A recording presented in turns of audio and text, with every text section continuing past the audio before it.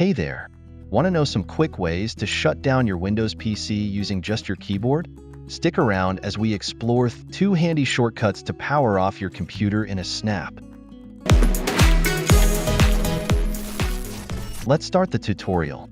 First up, let's talk about Alt plus F4. This classic combo isn't just for closing apps.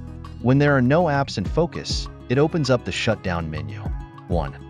Press Alt plus F4 to summon the shutdown window. 2. Hit Enter or click OK to initiate shutdown.